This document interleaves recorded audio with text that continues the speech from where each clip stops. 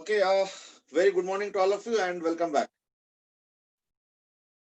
So, some guest messages already started coming. Am I audible?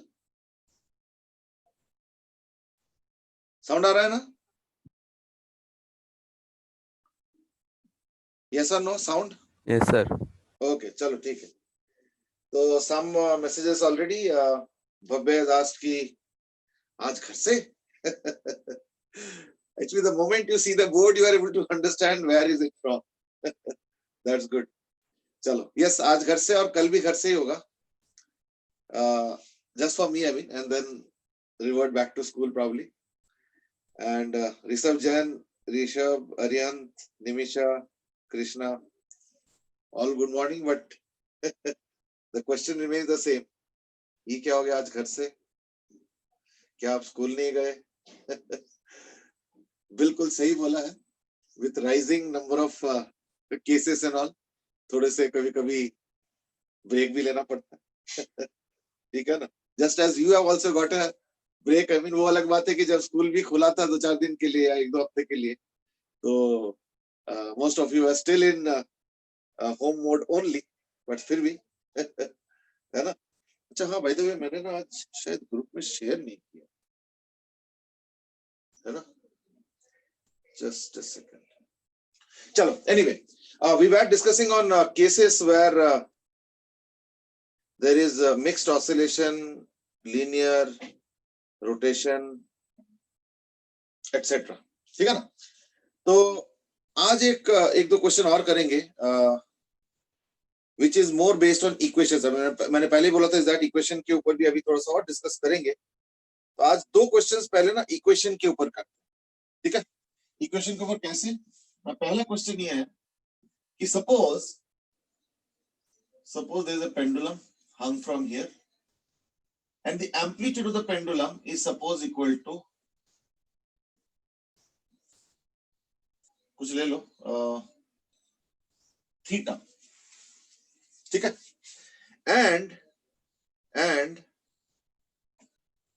and let's say there's a wall. ये एक काम करो, theta थोड़ा और बड़ा कर देता हूं. This is theta. Fine.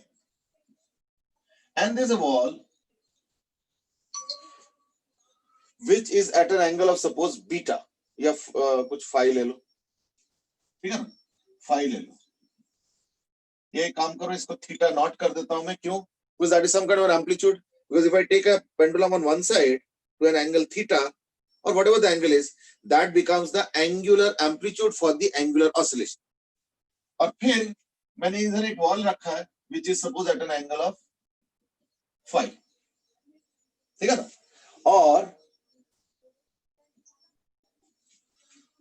और यहाँ पे इलास्टिक कोलिजन्स है, suppose elastic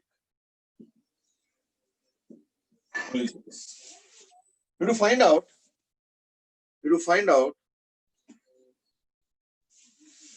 the time period of oscillation. So t equal to how much? That's the question. Nothing very tough really. It is just that these are applications of equation of SHM. Go ahead, quickly give me the answer.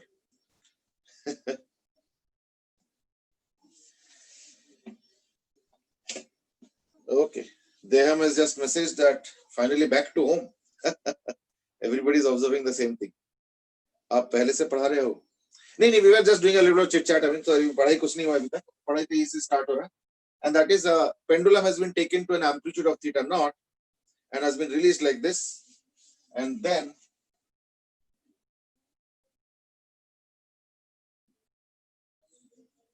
okay.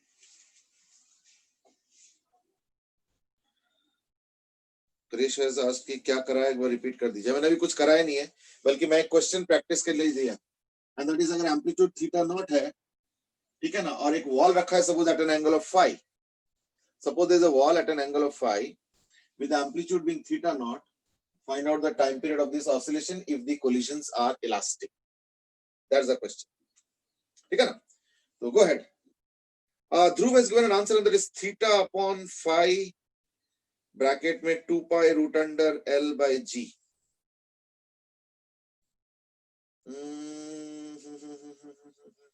No. I think it's a good attempt and you are thinking in the right direction, Dhruv. This is my gut feel. But somewhere you are missing out a little bit of it. But on the whole, you are on the right track. So you can take this as the base of your final attempt. ठीक है ना?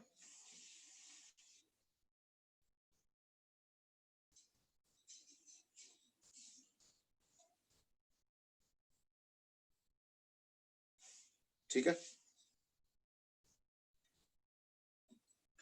It seems Bhavya has done it yesterday only. शायद फिटजी में कराया था. It seems that is what she has just messaged me. Anusha, are you there? Because तुम्हारे बार-बार वो आ रहा है waiting में. Could you manage to finally go in? Yes, Anusha. चलो ठीक है. Let's now start. First of all, इस ऑसिलेशन में है क्या? देखो आधा ऑसिलेशन तो ये होना ही होना, यहां से यहां तक. The only problem is that this part of the oscillation is slightly curtailed. This part of the oscillation is slightly curtailed. That's the only thing. ठीक है ना? देवते ने भी एक आंसर दिए हैं. I won't say it's wrong, but it's partial answer. Actually ने प्रॉब्लम क्या ना, टाइम पीरियड पूछा है. तो मुझे लग रहा है कि शायद कौन Dhruv Sharma and probably even they've also missed out one part of it. I think Ansh has now corrected it. Bhavya has also given the correct answer. चलो, let me now finally give the answer. देखो half oscillation तो हो ही रहा है. तो एक काम करता हूँ ना, इस टाइम पीरियड को दो हिस्से में डिवाइड कर दो. एक तो ये वाला पार्ट, तो अगर मान लो यहां से मैं ऑसिलेट कराता हूँ यहां तक और फिर वापस, so that's exactly half the oscillation. और ऑसिलेशन टाइम पीरियड क्या होता है? 2 pi under root L by G. Of course L well दिया होगा. तो इस पार्ट का क्या होगा? आधा, यानी pi under root L by G. तो यानी टाइम पीरियड में क्या आएगा? एक तो आएगा pi under root of L by G. The only thing is that whatever the remaining part, तो उसके लिए पता है मैं क्या करूंगा? मैं बोलूंगा एक काम करो, देखो यहां से यहां तक जाने में कुछ टाइम लगा होगा, है या नहीं? यहां से यहां तक जाने में कुछ टाइम लगा होगा. तो कितना टाइम लगेगा ना? उसके लिए काम करता हूं, मैं इक्वेशन यूज करता हूं. y is equal to a sin omega t. तो y के जगह मैं लिख देता हूं 5, a के जगह लिख देता हूं theta naught into sin omega t. Now what will it give me actually? So this is giving me t is equal to sin inverse of 5 by theta naught. ठीक है? t is equal to sin inverse of 5 by theta naught. हो गया? तो 5 by theta naught को क्या sin inverse आ गया. अब ये हो गया टाइम 1 by ओमेगा भी है. हाँ 1 by ओमेगा. हाँ एक ओमेगा भी होगा. That's right. एक 1 by ओमेगा भी होगा, है ना? तो यानी t is equal to 1 upon omega. ठीक है ना? Sine inverse of 5 by theta naught. हो गया? अच्छा ये जो टाइम है ये क्या टाइम है ना, यहां से यहां तक पहुंचने का, तो फिर ऑब्वियसली उसको भी डबल करेंगे, उतने टाइम पे वापस आएगा. So therefore it's a curtailed oscillation. So plus 2 times ये आएगा 1 upon omega. Now what is omega? है ना? This omega is nothing but 2 pi by t, isn't it? तो उसको भी लिख सकते हो अलग से 2 पाई by कैपिटल T. तो यू नो सो लाइक वो t ऊपर चला जाएगा तो ये हो जाएगा अंडर रूट ऑफ 2 पाई, है ना? टाइम तो टाइम पे 2 पाई by कैपिटल, ये तो काम करना भी रहने ही, सिंपलीफाई क्या करना. तो 1 by omega sine inverse 5 by theta naught. If you want, you can put omega is 2 pi by t, और t को लिख दो 2 pi under root of L by G. नीचे तो L by G चला जाएगा, तो in that case under root of L by G common भी आ सकता है. So you can write pi plus whatever, those things you can do yourself. ठीक है ना? So therefore that would be the time period of the entire oscillation. ठीक है? I think Ansh has given the right answer and Dev has said कि वो sir theta से t लेना छोड़ दिया था. चलो ठीक है, वो तो इतना तो चलता है. ठीक है? I hope you have got the answer. बाकी ओमेगा की जगह 2 पाई by कैपिटल टी पुट करोगे तो टी के पार्ट एक पार्ट कॉमन आ जाएगा L by G1. ठीक है ना? So let's proceed. So that was a वो पोजीशन पे पहुंचा है ना फाइनली कौन से सर इस केस में वो फाइनली मीन पोजीशन पे पहुंचा है ना नहीं फाइनली तो कहीं पहुंचेगा नहीं तो ऑसिलेशन कंटिन्यू करता जाए I am only saying that if you look at the entire natural oscillation यहाँ तो नेचुरल ऑसिलेशन है नहीं यहाँ पे तो कुछ बीच में ऑसिलेशन को कर्टेल कर दिया गया तो अगर नेचुरल ऑसिलेशन होता तो 2.12/g होता तो नेचुरल ऑसिलेशन का एक पार्ट तो अभी भी इंटैक्ट है एक पार्ट में थोड़ा चेंज हो गया वो अलग से निकाला और उसको डबल करके इधर टाइम पीरियड बाय 2 करके ये वाले पार्ट का टाइम को डबल करके तो टोटल टाइम निकाल गया दैट्स इट ठीक है ना और ये पहुंचेगा कहीं पे भी नहीं वो चलता जाएगा कंटिन्यूअसली भाई ये नेवर एंडिंग है इलास्टिक कोलिजन वो इलास्टिक कोलिजन में शायद हो सकता है ना चल पूरा टाइम पीरियड आपने कब तक का निकाला किस पोजीशन तक का मीन पोजीशन तक एक्चुअली ना देखो मैं बताता हूँ टाइम पीरियड मतलब होता है एक सिस्टमेटिक ऑसिलेशंस का कंप्लीशन अब तुम टाइम पीरियड कहीं पे भी स्टार्ट करो maybe if you start from here let's say then time period would mean what and like this like this like this like this तो ये हो गया एक टाइम पीरियड और अगर तुम बोले नहीं मैं तो यहां से करूंगा कोई बात नहीं यानी like this this and then finally this तो ये चाहे कैसे भी कैलकुलेट करो टाइम पीरियड उतना ही होगा ठीक है ना उसमें कोई फर्क नहीं पड़ता इसलिए जो क्वेश्चन पूछो ना कहां से कैलकुलेट कर रहे हो that is not a very important part of the analysis कहीं से भी स्टार्ट करो टाइम पीरियड यही आएगा अब तुम बोलो नहीं मैं अगर बीच में से करता हूँ तो बीच में से करोगे अगर यहाँ से स्टार्ट करते हो लेट्स से और टुवर्ड्स दिस साइड तो नहीं क्या होगा यहाँ से यहाँ तक फिर यहाँ से यहाँ तक फिर यहाँ से यहाँ तक वो घूम फिर के कैलकुलेशन उतना ही बने तो देयरफॉर कहां से and all those things will not change the answer so the answer will still be this one उसमें कोई चेंज नहीं आने वाला ठीक है ना ये चीज well Krish has said कि these equations were only for straight lines ना कहाँ straight line मैंने तो इसको एंगुलर में कन्वर्ट कर लिया ना देखो स्ट्रेट लाइन होगा तो y is equal to a sin omega t या cos होगा और अगर phi होना होगा तो phi होगा और अगर एंगुलर होगा in that case theta is equal to theta naught sin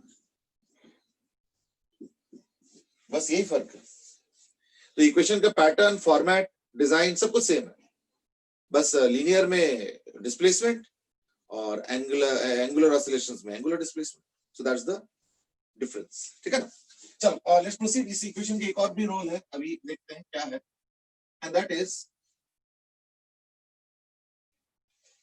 is suppose मैं एक काम करता हूं मैं एक स्प्रिंग लेता हूं ठीक है ना और इस पे रखता हूं एक pan which is of m mass suppose और उसके ऊपर एक और मास रख देता हूं वो भी m मास है और ये स्प्रिंग कांस्टेंट k है ठीक है अच्छा अब ये सपोज रेस्ट पे है तो रेस्ट पे है मतलब ये हो गया ये equilibrium length obviously natural length तो होगा नहीं नेचुरल लेंथ तो यहाँ पे कहीं पे होगा तो दैट इज ऑब्वियस क्योंकि ये कंप्रेस करके स्प्रिंग को बैठा के रखा so in some words if you want to say it that way अब पता क्या है सपोज मैं कहता हूं कि मैं इसको मिनिमम कितना और प्रेस करूं सो द क्वेश्चन इज मैं इसको यहां से कितना और प्रेस करूं सम x या कुछ भी ले लो ठीक है ना y या कुछ भी ले लो so that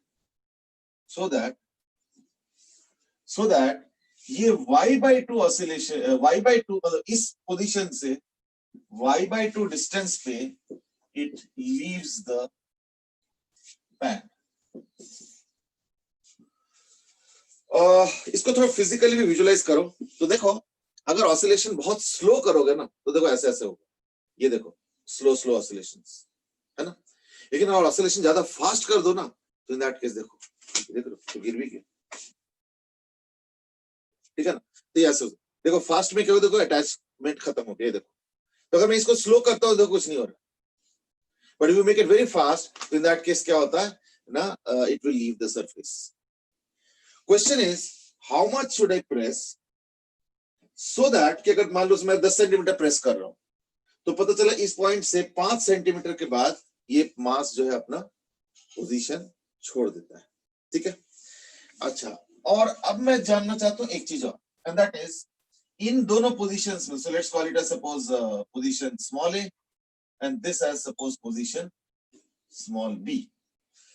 In these two positions, I would also like to know the normal reaction experienced by the spring. तो यानी find y, एक तो क्वेश्चन ये हो गया find y, and b is find n at a and b.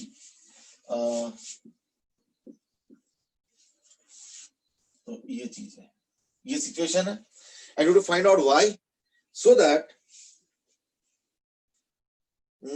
yeah, they have asked a question and that is okay, in fact Krish has also asked. I mean, I will take one at a time.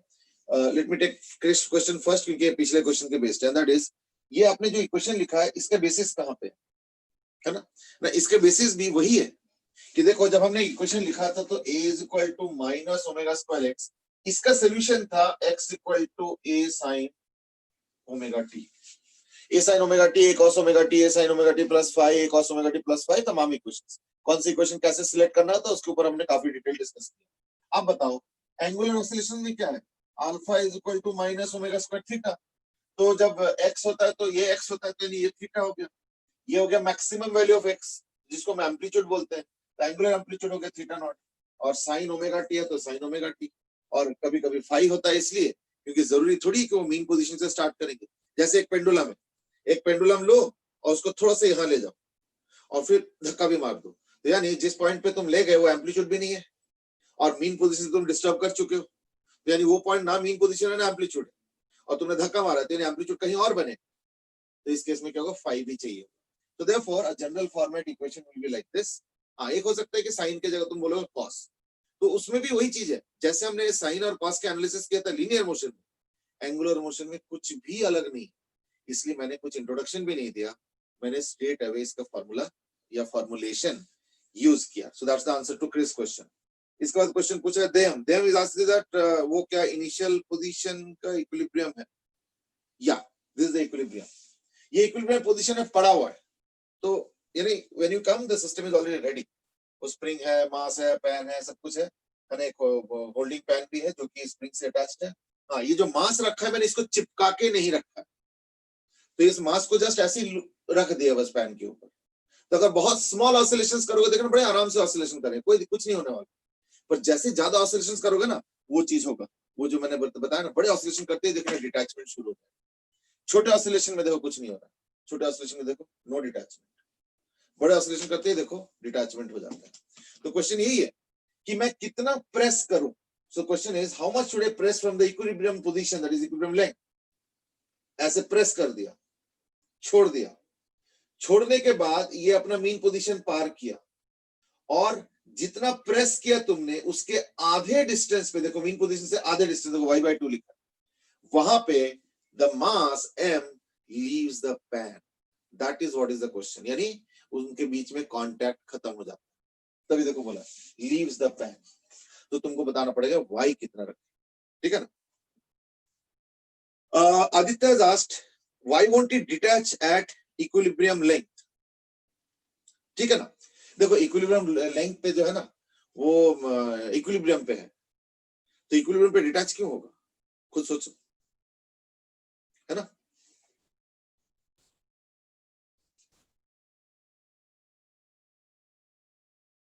Krrish has asked कि क्या हम इनको हम बड़े oscillation angular displacement पर कर सकते हैं। देखो क्रिश, इसका आंसर मैंने कल भी दे दिया था, इज दैट एंगुलर ऑसिलेशंस में except torsional cases, I will repeat, angular oscillation में एक्सेप्ट टॉर्शनल केसेस तुम बड़े एम्पलीट्यूड ले ही नहीं सकते। लीनियर ऑसिलेशन में फ्यू केसेस, जैसे स्प्रिंग वाले केस होता है उसमें बड़े ऑसिलेशन भी चल जाता है, but spring even linear oscillation में भी ज्यादातर ऑसिलेशंस आर जो होता है वो होता है स्मॉल ऑसिलेशंस, बट हाँ लीनियर में ज्यादा स्कोप है थोड़े बड़े ऑसिलेशंस का, एंगुलर में सिर्फ टॉर्शनल छोड़ के सब में angular amplitude has to be very small, otherwise calculations नहीं हो पाएंगे। उसके पीछे रीजन ये है कि सारे रिलेशनशिप जो है ना वो ट्रिगोनोमेट्रिक, और ट्रिगोनोमेट्रिक अप्रोक्सीमेटली लीनियर हो सकता है, जैसे साइन थीटा अप्रोक्सीमेटली थीटा, तो यानी थीटा हो गया तो यानी लीनियर हो गया, बट एक्चुअल में sine theta is not linear, but sine theta approximately linear होता है फॉर स्मॉल थीटा, तो हम उसका फायदा उठाते हैं। तो इसलिए एंगुलर एम्पलीट्यूड में एंगुलर ऑसिलेशन में एंगुलर एम्पलीट्यूड कंपल्सरीली कम रखना पड़ता है, एक्सेप्ट फॉर टॉर्शनल केसेस, क्योंकि टॉर्शनल केस में अगर याद करें तो मैंने बताया था कि उसका जो टॉर्क होता है वो डायरेक्टली प्रोपोर्शनल टू थीटा होता है, इसलिए आपको कोई टेंशन नहीं, ठीक है ना। सो that's the case.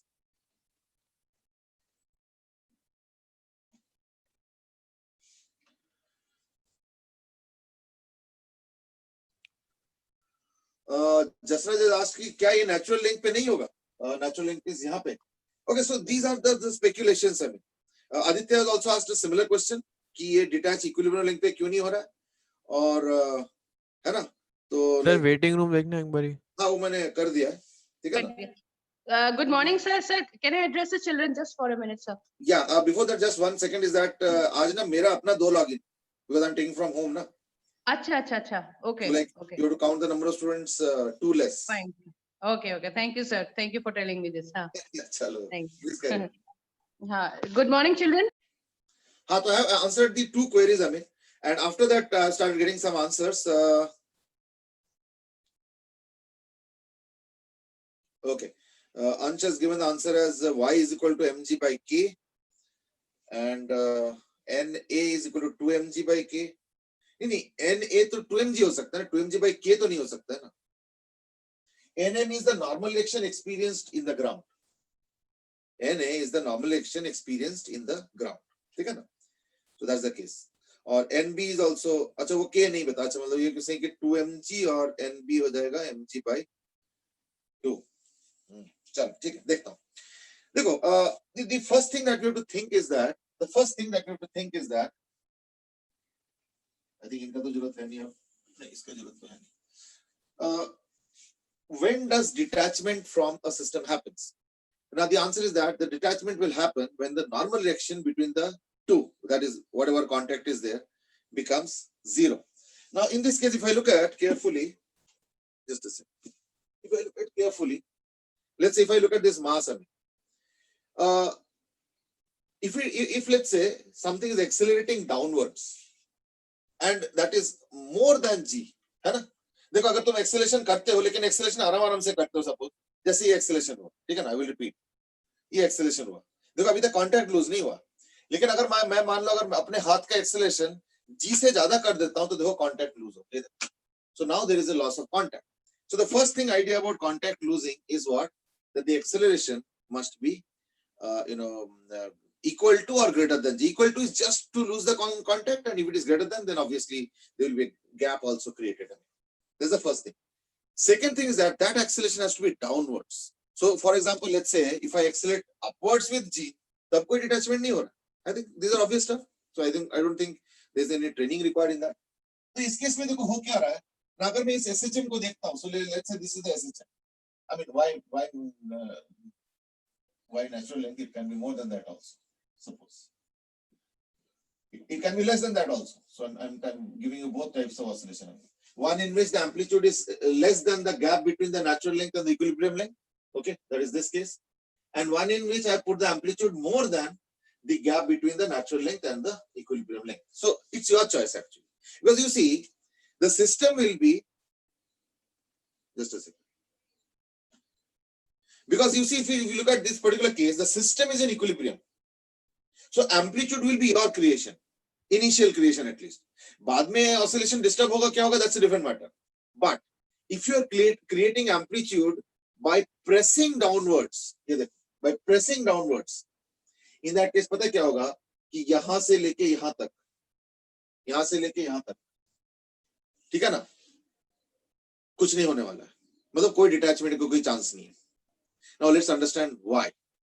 That's because if you look at the system acceleration in this region, that is any point below, the acceleration is upwards. And as I said, अगर system ऊपर की तरफ accelerate करा के ले जा रहा है, तो उसमें कोई chance नहीं है detachment.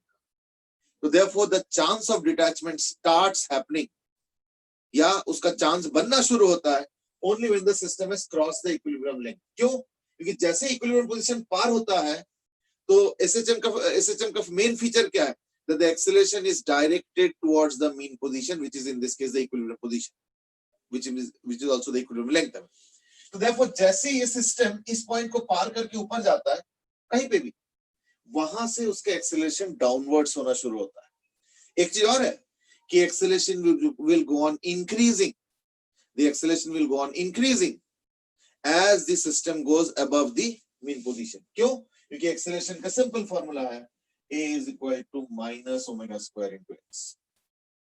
So therefore, there is a increasing downward acceleration as the system climbs up. तो कहीं ना कहीं उसका एक्सेलरेशन g डाउनवर्ड्स होगा, है ना? तो therefore if I ask you from the mean position, देखो mean position से कैलकुलेट कर रहा हूं मैं y by 2.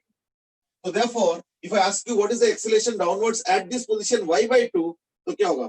Omega square y by 2.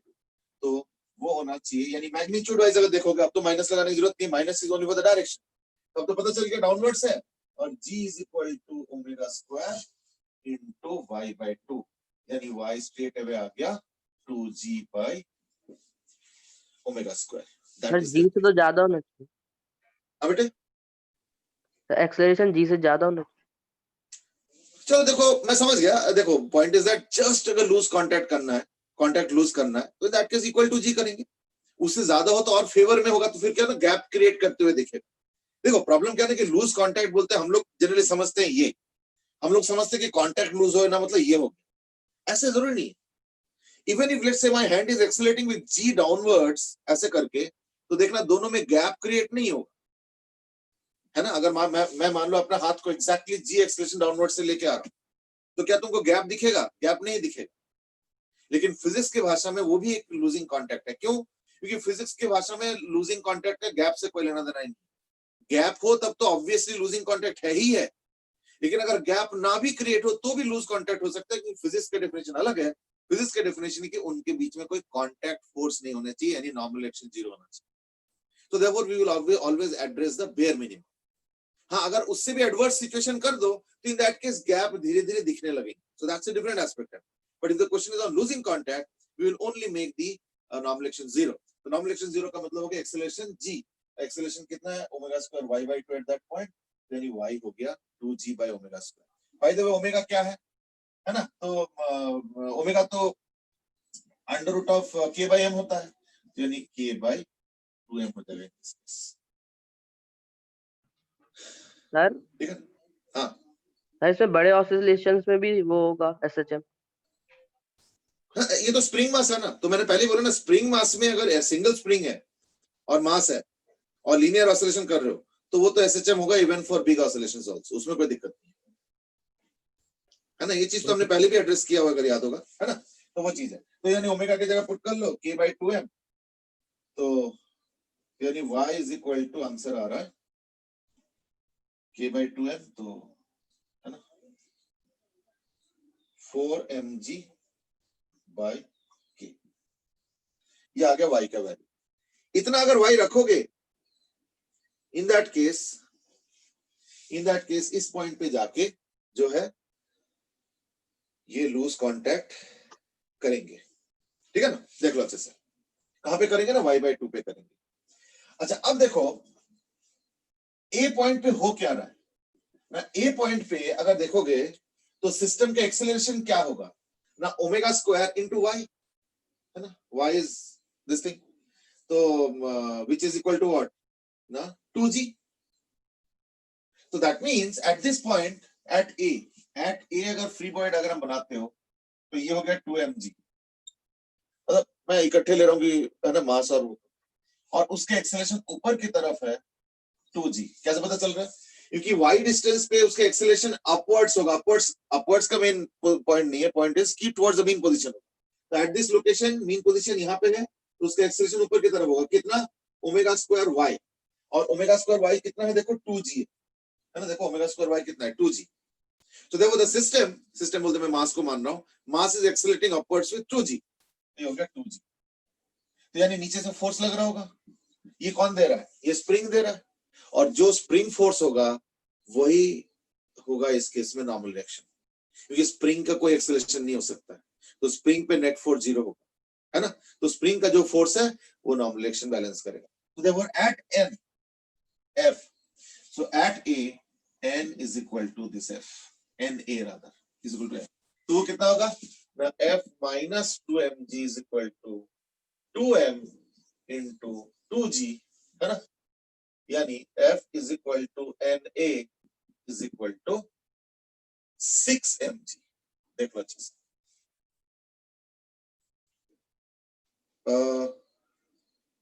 सो में asked कि आपने ओमेगा कैसे निकाला ना. ओमेगा तो वही है ना.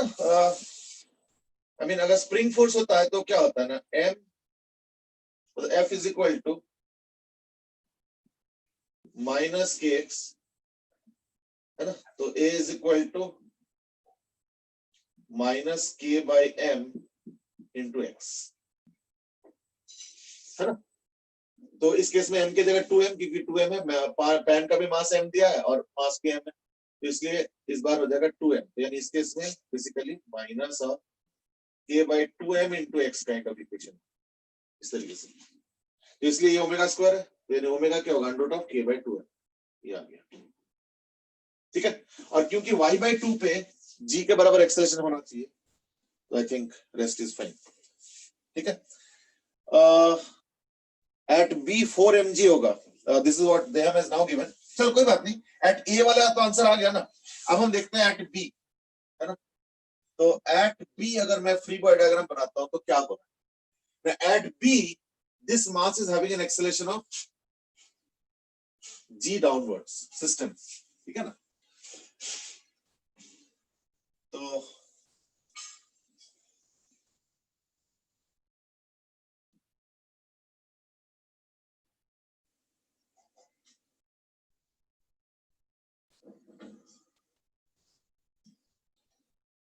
यानी कांटेक्ट तो लूज हो गया, है ना. ये चीज है.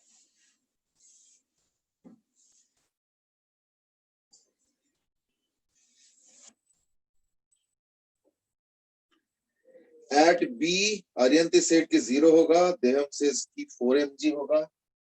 यस, एट बी क्या होगा फिर फाइनली.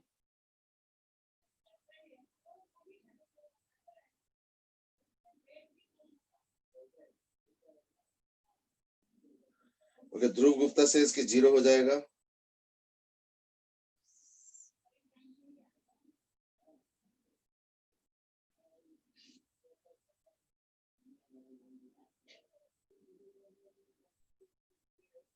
ओके, देखो. अच्छा, एट बी क्या स्प्रिंग फोर्स 0 होगा. सोचो जरा. एट बी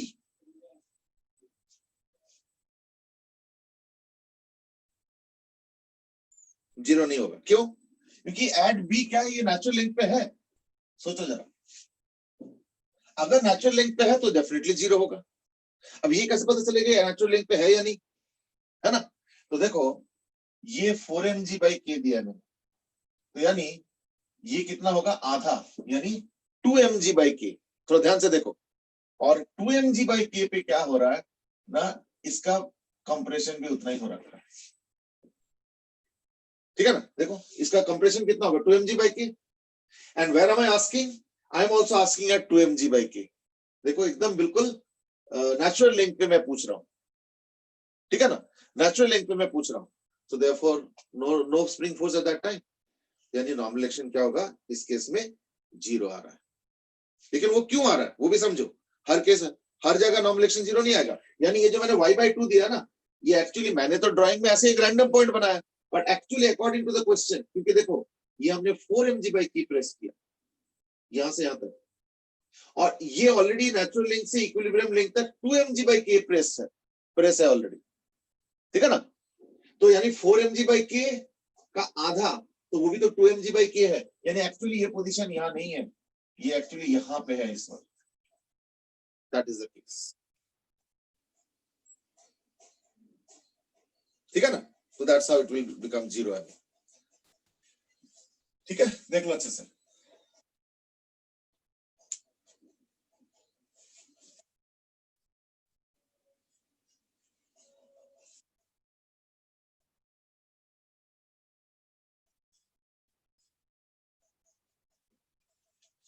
और वैसे देखना चाहते हो तो इसका एक्सेलरेशन जो है g है इस बार डाउनवर्ड्स.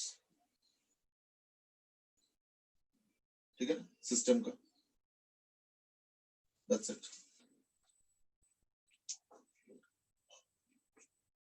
अब सपोज मैं एक काम करता हूं,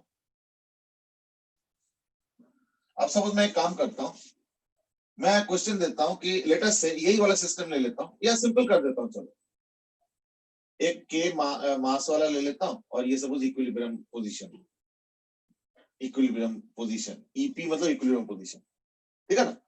और मैं एक और काम करता हूं, पता है क्या, कि मैं जो है ना इसको नीचे प्रेस कर देता हूं, सपोज 5 mg/k मैंने नीचे प्रेस कर दिया,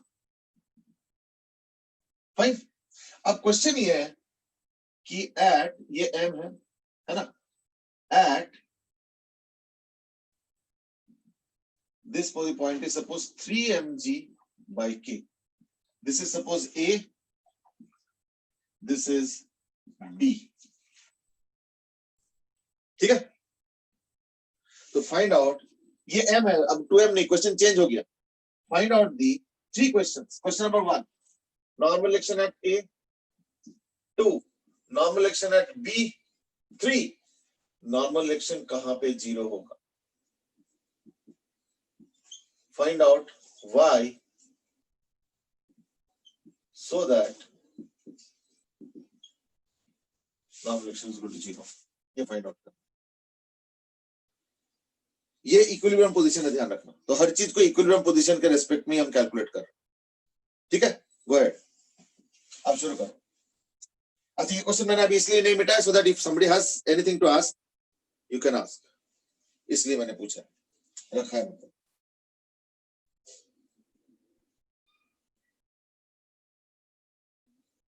इस केस में नॉमिनेशन क्या आया था, 0 आया था, ठीक है ना।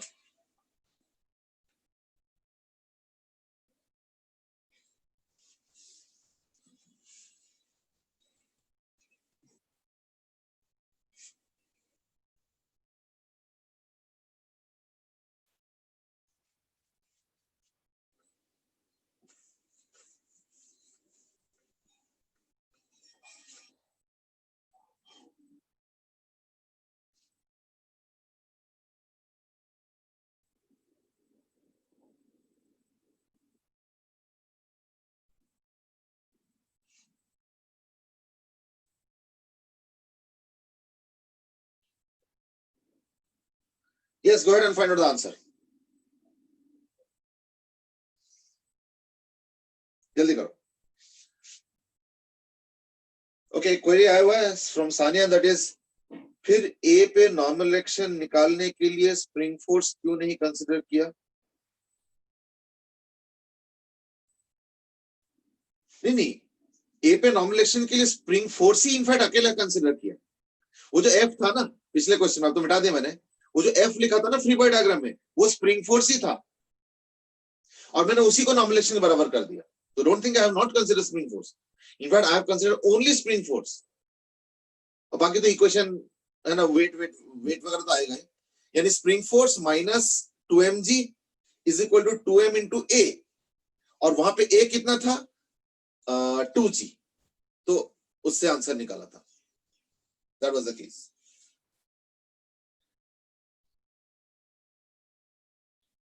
सोम इज आस्क्ड की, अच्छा क्रिश की क्वेश्चन रिपीट कर दो। बेटे क्वेश्चन तो सिंपल है, ये इक्विलिब्रियम पोजीशन है, मैंने इक्विलिब्रियम पोजीशन से इसको प्रेस किया, कितना प्रेस किया, ए पॉइंट तक, कहां तक 5 mg/k, तो ये गिवन है, यानी समझ लो कि इसका एम्पलीट्यूड मैंने सेट किया 5 mg/k, सीधी सी बात तो ये, एम्पलीट्यूड मैंने सेट कर दिया। अब मैं पूछ रहा हूं कि जब इक्विलिब्रियम पोजीशन से, अच्छा नहीं, एक तो इस पॉइंट पे यानी एम्पलीट्यूड पे बताओ नॉर्मल एक्शन क्या है, फिर ये ऐसे ऑसिलेट करते हुए इस मीन पोजीशन से फिर 5 mg तक k तक जाएंगे, 5 mg/k तक जाएंगे, लेकिन मैंने उसके एक बीच के पोजीशन में पूछा है कि इस वक्त बताओ नॉर्मल एक्शन क्या होगा जमीन पे, ये फ्लोर है, यानी नॉर्मल एक्शन एट बी। फिर मैं पूछ रहा हूं कि कोई एक पॉइंट पे शायद नॉर्मल एक्शन 0 भी होगा, है ना, तो इक्विलिब्रियम पोजीशन से वो डिस्टेंस कितना होगा, तो 3 चीजें निकाला, so that normal action is equal to 0, 3 चीजें निकाला। Okay, Parth has given the first answer, that is 6 mg. Deyam is given 6 mg, 2 mg or mg/k.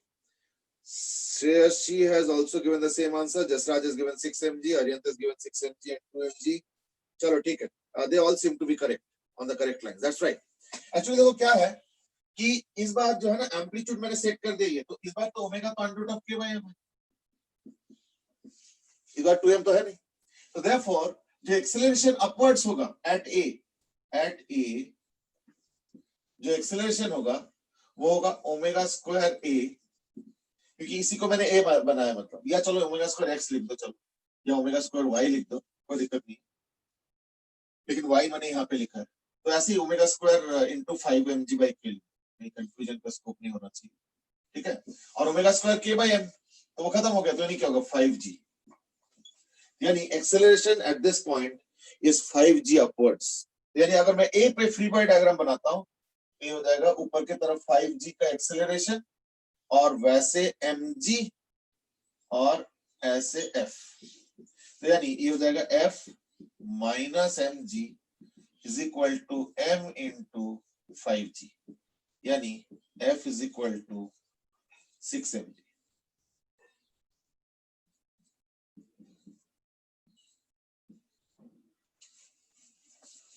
ठीक है ना, ये चीज आ गई। दूसरा MB, बी पे क्या है देखो कि क्योंकि इक्विलिब्रियम पोजीशन से ऊपर है तो एक्सेलरेशन डाउनवर्ड्स होगा, कितना ना omega square into 3mg by के, 3mg बाई के,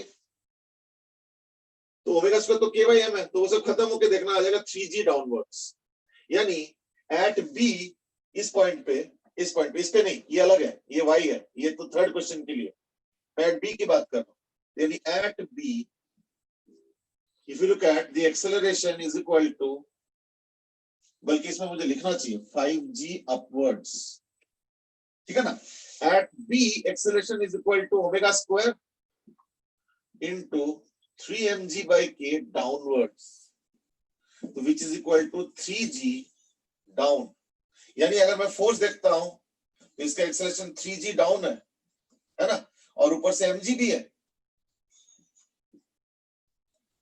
तो यानी इसको पुल कर रहा है, यानी पहली बात तो ये ऐसे हो गया, यानी दोनों नॉर्मल रिएक्शन में अंतर है, दोनों नॉर्मल रिएक्शन में अंतर है, एक में है पुशिंग नॉर्मल रिएक्शन और बी वाले पॉइंट पे पुलिंग नॉर्मल रिएक्शन है, तो देयरफॉर ये फोर्स एफ आएगा, तो वही नॉर्मल रिएक्शन भी आएगा, वही नॉर्मल रिएक्शन भी आएगा, सो देयरफॉर मैं लिखूंगा F plus M G is equal to M into 3g, यानी F is equal to 2mg पहली बात तो, और it's a tensile normal reaction. देखो नॉर्मल रिएक्शन ज्यादातर जो है ना कंप्रेसिव होता है, तो ये हो गया F is equal to 6mg, या इसको ऐसे लिख दो N at A is equal to F and that too it is compressive normal reaction, यानी at A it is compressive normal reaction and at B it is tensile normal reaction, ठीक है ना। Okay, इसके बाद हर्षित, सोम, पार्थ, ध्रुव गुप्ता, कई ने correct answer दिए हैं, चलो गुड, ठीक है ना। और लास्टली तो वही वाई, कुछ वाई चाहिए तो वहां पे एक्सेलरेशन जी होना चाहिए, है ना, तो वहां पे फ्री फॉल टाइप का अगर हो गया तो यानी स्प्रिंग फोर्स नहीं है, तो दैट्स इट, तो यानी एट ओमेगा स्क्वायर वाई, तो omega square y is equal to g, यानी y is equal to g by omega square, तो ओमेगा स्क्वायर तो के बाई एम है, तो यानी y is equal to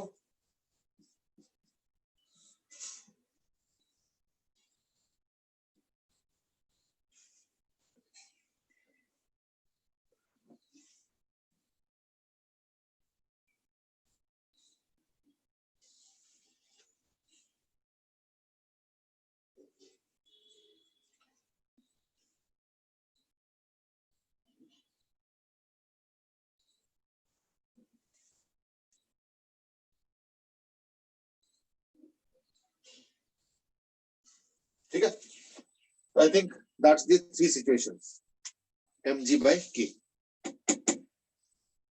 ठीक है। हर्षित ने सही आंसर दिया, वैसे mg का by k वाला आंसर बहुत लोगों ने दिया नहीं, मे बी वो फ्लो में रह गया होगा, है ना, चलो कोई बात।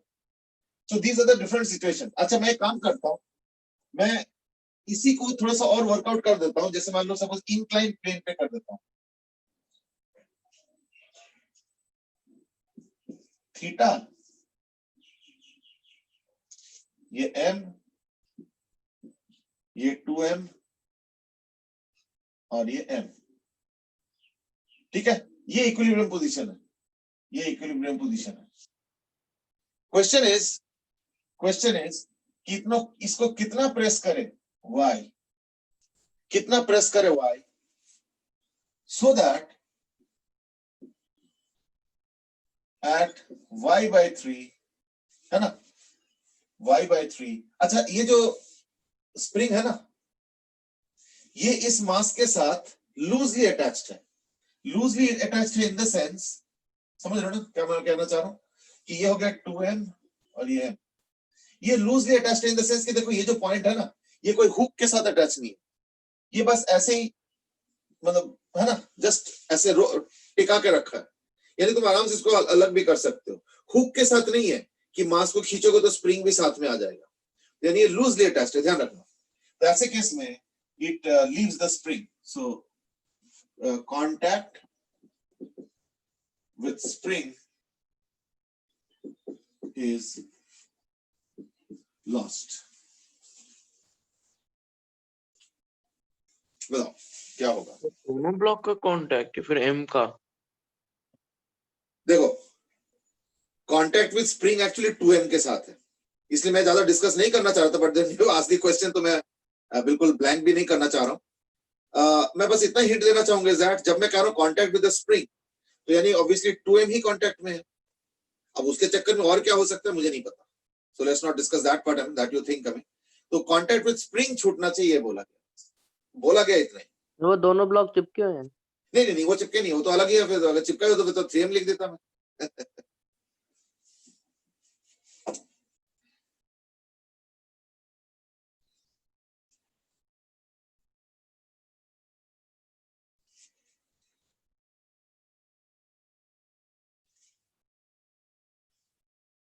ये दोनों ब्लॉक्स चिपके नहीं है,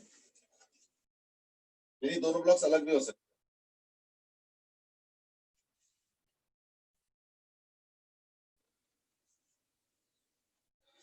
आदित्य दस की पूछा क्या है? पूछा है इज दैट फाइंड y, अच्छा इक्विलिब्रियम पोजीशन से y, ध्यान रखना, find y so that at y by 3, at y by 3 बाकी है, contact with spring is lost, dot dot dot dot dot, तो मतलब ये वाला चीज, contact with spring is lost। अब दोबारा लिख नहीं रहा, ठीक है, that's the question।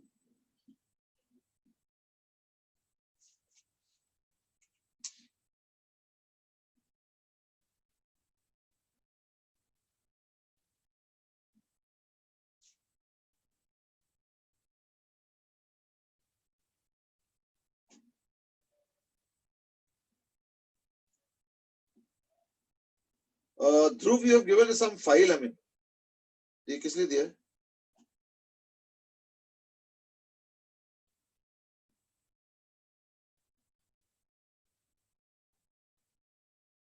कुछ क्वेश्चंस दिया है मुझे लग रहा है, हाँ ठीक है, क्वेश्चन कलेक्शन तो ठीक ही है। What have you given this for?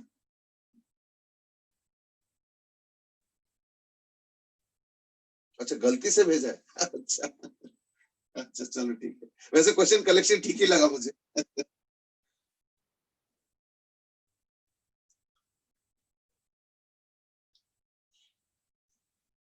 Okay देखो, नाउ लेट मी स्टार्ट, है ना, यू माइट थिंक ये तो सेम क्वेश्चन हो गया, बस पिछले वाले जैसे सॉल्व कर लेंगे, है ना, तो द आंसर इज दैट इस बार सेम क्वेश्चन नहीं है, ठीक है ना। अब बताता हूँ क्यों। देखो स्प्रिंग में ये जो स्प्रिंग है ना, अभी फिलहाल ये जो स्प्रिंग है ना, ये कंप्रेस्ड स्टेट में है, और अगर पूछोगे कि इसका वो कहाँ है, क्या बोलते हैं नेचुरल लेंथ, तो लेट्स से नेचुरल लेंथ यहाँ पे कहीं पे, इंटरेस्टिंगली क्या है ना, ये नेचुरल लेंथ यहां पे होगा, यही इसका नेचुरल लेंथ होगा,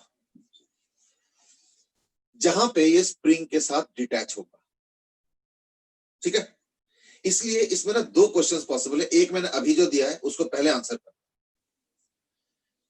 अब जो मैंने क्वेश्चन दिया उसमें पता क्या होगा कि तुमको इसको इतना कंप्रेस करना पड़ेगा कि सो दैट ये y/3 पे जाके स्प्रिंग को छोड़ दे। स्प्रिंग को कहां छोड़ेगा? स्प्रिंग को नेचुरल लेंथ पे छोड़ेगा। क्यों? क्योंकि स्प्रिंग ना हुक के साथ अटैच नहीं है। हुक के साथ अटैच होने से क्या होता है, अगर तुम उसको ज्यादा प्रेस करोगे ना तो वो देखना नेचुरल लेंथ को भी पार करके, क्योंकि हुक के साथ जुड़ा हुआ है तो मास उसको पार करके और खींच के ले जाएगा, and that's how the oscillation will happen. But क्योंकि मैंने हुक के साथ नहीं लगाया, सिर्फ टिका के रखा है, तो इसलिए पता क्या होगा, अभी जैसे मान लो ये उसका नेचुरल लेंथ है स्प्रिंग, सपोज ये नेचुरल लेंथ, अब मैंने 2m और m मास रख दिया तो 3mg/k 3mg sin theta by k compress हो जाएगा। अब ये जो कंप्रेस हो गया, इसके बाद और अगर कंप्रेस करोगे हल्का सा तो क्या होगा, ऐसे ऐसे ऑसिलेशन करेंगे और पूरे ऑसिलेशन के दौरान ये कंप्रेस्ड स्टेट में रहेंगे, है ना, इसलिए कुछ खास होने वाला है नहीं। लेकिन अगर मान लो तुम इतना कंप्रेस कर दो कि ये नेचुरल लेंथ तक चला जाए, तो थोड़ा सोचो जरा इसको, कि अगर नेचुरल लेंथ तक चला जाए, उसके बाद अगर मास के वेलोसिटी रह भी जाए तो वो मास अलग चला जाएगा ऊपर, लेकिन ये स्प्रिंग जो है अपने नेचुरल लेंथ पे रह जाएंगे। नेचुरल लेंथ से ज्यादा अगर तुम स्प्रिंग को करना चाहते हो तो इन दैट केस मास के साथ हुक होना चाहिए जो कि स्प्रिंग को खींच के लंबा करेगा, ठीक है ना, जो कि नहीं हो रहा है। तो यानी समझो सिचुएशन को। सिचुएशन क्या है? सिचुएशन ये है, अब मैं इसको थोड़ा सा वैसे करके बना रहा हूं। सिचुएशन ये है कि सपोज ये नेचुरल लेंथ है, ठीक है, ये हो गया इसका इक्विलिब्रियम लेंथ है, तो ये जो डिस्टेंस है इसको सपोज मैं x कह देता हूं या x0 कह देता हूं, तो x0 क्या होगा ना, equal to 3mg sin theta by k। k is the spring constant. 3mg sin theta इसलिए क्योंकि mg sin theta था, उसको बैलेंस करने के लिए चाहिए, तो 3mg sin theta by k आ गया, ये यहां तक आ गया। अब देखो तुमको कुछ ऐसे करना पड़ेगा,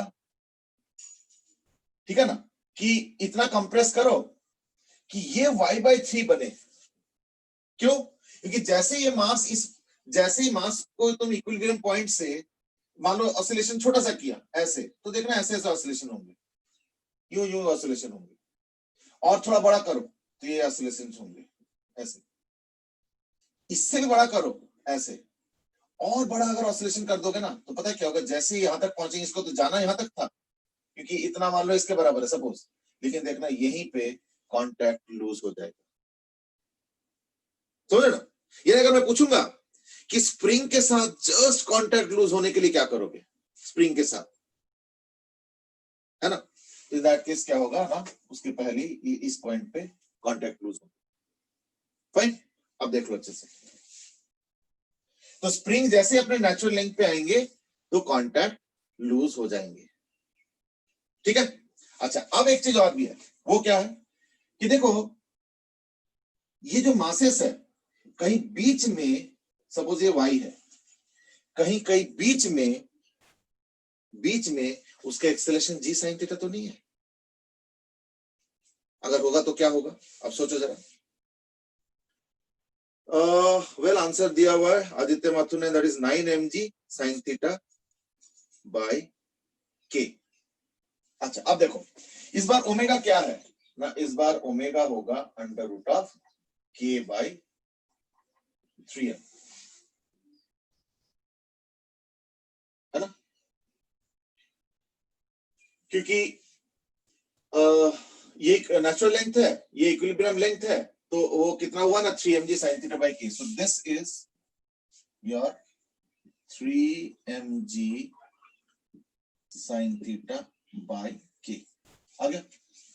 अच्छा, अब क्या है देखो कि अगर किसी भी जगह पे एक्सेलरेशन में देखता हूं, ओमेगा स्क्वायर y ले लेता हूं मैं फिलहाल, y नहीं, चलो कुछ और ले लो, x ले लो सपोज, तो ओमेगा स्क्वायर x, तो x g sin थीटा का बराबर अगर होगा तो इन दैट केस तो ये स्मॉल m और 2m वो लूज कर जाएंगे कांटेक्ट, है ना।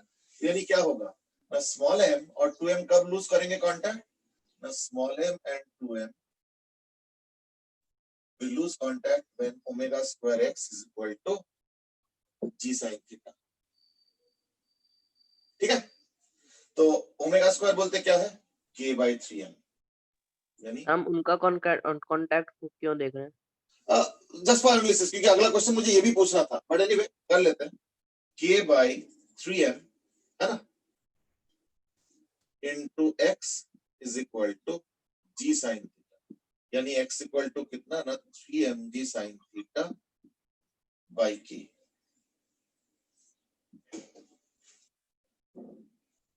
यानी इस पॉइंट पे ये दोनों भी अपना जो है वो कर रहे हैं, लूज कांटेक्ट कर रहे हैं। देखो x equal to 3mg sine theta by K, ठीक है। और जो ये वाला डिस्टेंस है ये भी वही है, ये भी देखो वही आ रहा है ना, देखो 3mg sine theta by K, और ये भी 3mg साइन थीटा बाई के। यानी इस टाइम सिर्फ यही लूज नहीं कांटेक्ट करेगा, ये भी आपस में लूज कांटेक्ट करेगा। और बहरहाल हमें तो उससे कोई मतलब नहीं था, बट हमने जस्ट एक कैलकुलेशन कर लिया कि भाई ये कब लूज कांटेक्ट कर आपस में, m और 2m।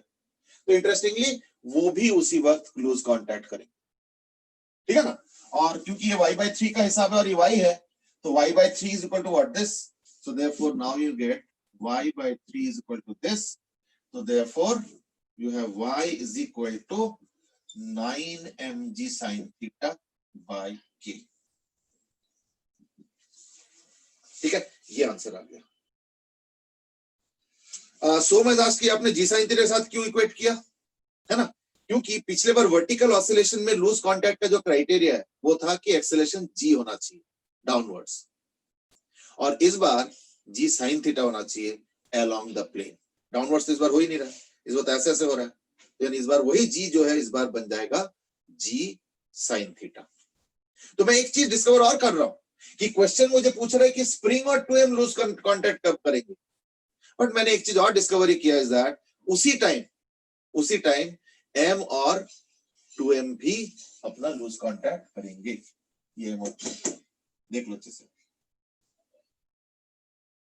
देखो omega square x equal to दिस, तो x equal to 3mg sin theta by K, और इसमें भी equal to what 3mg sin theta by के।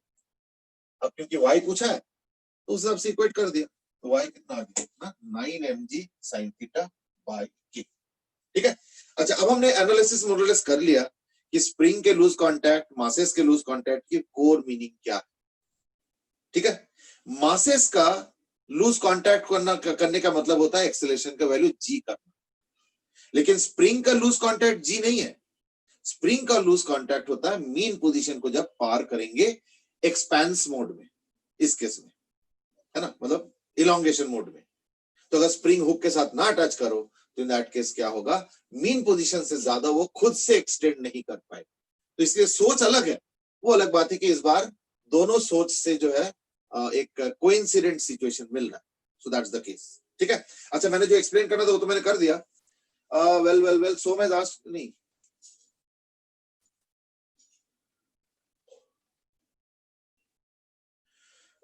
कई सारे क्वेश्चन आ गए, अब तो एक एक करके लेता हूं मैं फटाफट क्योंकि टाइम भी कम है। Aryan has asked in today's class, first question we didn't take into account the condition that press the block by y and it lose contact at y/2। नहीं, उसमें सिचुएशन अलग था, उस समय हुक के साथ अटैच था, इसलिए स्प्रिंग के साथ मास का लूज कांटेक्ट का कोई डर नहीं था। स्प्रिंग के साथ जो मास है उसके साथ जो दूसरा मास है उसके लूज कांटेक्ट का डर था, तो हमने उस चीज को एनालाइज किया। That was the first question, ठीक है ना, वो चीज है। और उसके बाद ये वाला जो क्वेश्चन है इसमें स्प्रिंग के साथ मास का लूज कांटेक्ट, तो स्प्रिंग के साथ मास का लूज कांटेक्ट कब होगा, जब स्प्रिंग नेचुरल लेंथ पे हो। अब वहां पे एक्सेलरेशन जी हो या ना हो, दैट्स अ डिफरेंट सिचुएशन। क्यों, क्योंकि नेचुरल लेंथ से ज्यादा एक्सटेंशन खुद से स्प्रिंग नहीं कर पाएगा, इस पर्टिकुलर केस की बात कर रहा हूं, ठीक है ना। That is what is the difference. Fine, तो यानी वहां पे उस समय एक्सेलरेशन जी ना भी हो तो भी चलेगा। स्प्रिंग के केस की बात कर रहा हूं, स्प्रिंग का मास के साथ लूज कांटेक्ट मतलब mean position sorry natural length पे होगा वो, और एक मास के एक दूसरे के साथ जो लूज कांटेक्ट है वो तब होगा जब acceleration due to gravity g हो, sorry acceleration due to acceleration g के बराबर। तो ये दो अलग अलग कंसेप्ट है, कई बार मर्ज हो जाता है, कोइंसाइड कर जाता है, ठीक। अच्छा, वही चीज इस केस में क्या होगा ना, जी साइन थीटा, यानी जी का जो सोच है, थॉट्स है, वो अब हटा के अब जी साइन थीटा कर दो। क्यों, क्योंकि अब ऑसिलेशन वर्टिकल नहीं हो रहा है, अब ऑसिलेशन एंगल पे हो रहा है, इंक्लाइन पे हो रहा है, तो यानी वो जी वाला जो आइडिया है और कंसेप्ट है वो अब जी साइन थीटा के हिसाब से कर, दैट इज अ चेंज, ठीक है ना। चल, हमने मोरलेस कर तो लिया है। हो सकता है, मुझे लग रहा है कि अभी भी थोड़ा सा माइंड में कुछ कुछ काम कर रहा है, तो कोई बात नहीं, एक आध क्वेश्चन और जो है ना कल करेंगे, तो उससे क्या होगा ना, कल मोरलेस ये चैप्टर वाइंड अप हो जाएगा and then we can begin the discussion on क्या बोलते हैं डैम्प्ड ऑसिलेशंस। अभी तक जो हमने ऑसिलेशंस किया वो है natural oscillations without any energy loss. कल के क्लास में हम लोग करेंगे damped oscillation means oscillations with energy loss. ठीक है ना, चलो अब कल ही करते हैं, ठीक है ना।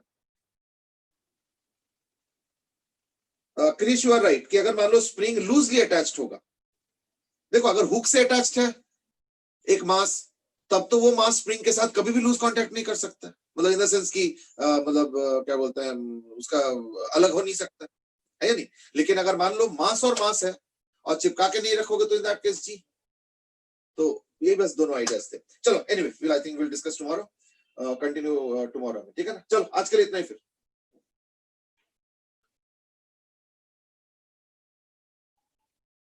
थोड़ा और आइडियाज कलेक्ट करके रखो दिमाग में, कुछ और भी अगर पूछना होगा तो, है ना, तो then will discuss later tomorrow. Okay बेटा, आज के लिए इतना।